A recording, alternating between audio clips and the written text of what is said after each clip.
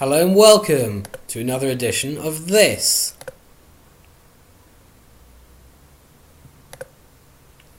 We've looked at this, and this. Now we're going to look at this. The summit protests are not undemocratic. Main points.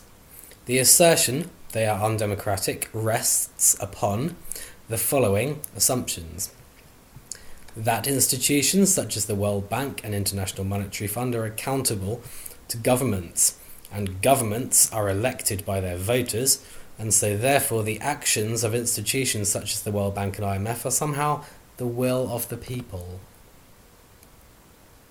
These are assumptions. But let's analyse this. Take the British voter, for example. They choose their local MP. The party who get the most candidates elected as MPs gets to be the government. The party has chosen a leader, and that leader gets to be the Prime Minister. The Prime Minister then has some input into supervising the IMF and World Bank. From this, it should be clear that the actions of the IMF and World Bank are several levels removed from the voters' input.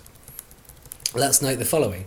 The Prime Minister often feels the need to discipline the MPs by instructing the party whips to tell the MPs how they must vote on certain issues.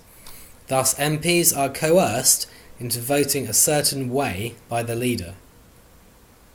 The people who the leader selects to be candidates at election are not necessarily the people who the rank and file of the party would choose or who the public would prefer. At key nodes in the network of power relations, there are influences which come from outside government, such as from large businesses. This is not democratic.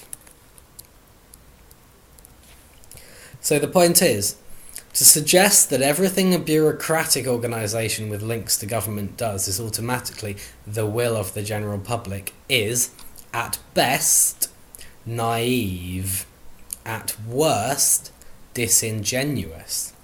Now, it would be one thing if the IMF and World Bank were behaving themselves, but their policies have severely adverse effects on the people of the Third World. Therefore, they should be challenged. Asking them nicely doesn't seem to work. Therefore, a more assertive style of protest is needed. Attempting to stop them from meeting makes a bolder statement than simply writing them letters. Now, as far as the impact of the IMF and World Bank on the Third World goes, it is decidedly undemocratic because their structural adjustment acts to strictly limit the policies which are available to governments in the developing world. It is precisely because of the IMF and World Bank et al. That Third World governments do not have democracy in a meaningful sense.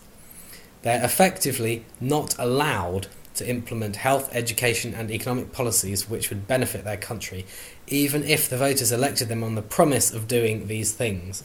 The IMF and World Bank subvert democracy, and so they should be opposed. So that's the World Bank and IMF. Other examples are similar. How about the G8? Is it not undemocratic to stop them meeting? The answer to that would go like this. The G8 heads of state do not really represent their voters. They represent corporate interests, big business, the big corporations based in these countries. G8 governments serve primarily the rich in these countries, with ordinary folks coming very much second. Moreover, the G8 countries exploit the Third World in a way which is utterly undemocratic. Moreover, the kind of things they are talking about at these summits is how to further exploit the rest of the world. They want greater access to cheap oil, more access to poor country markets, even though protecting infant industries is a vital step of the industrialisation process. More rights for corporations to do business on their own terms inside poor countries, and so on. Furthermore, There is no transparency at the G8 meetings. Despite being nominally democratic, in reality these summits are decidedly undemocratic and against the public interest and against the interest of the majority world.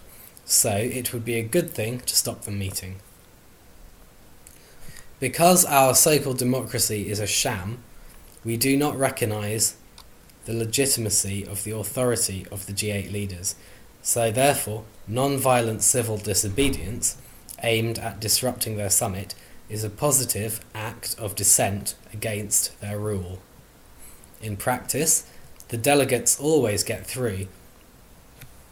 Peaceful direct actions attempting to stop them are in practice merely a more assertive form of protest than simply going on a march from A to B.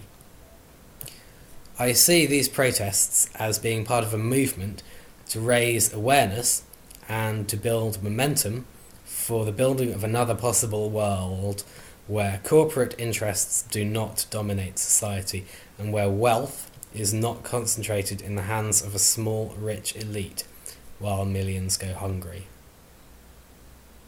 For these reasons, the summit protests are not undemocratic. They are part of a movement to build a true democracy.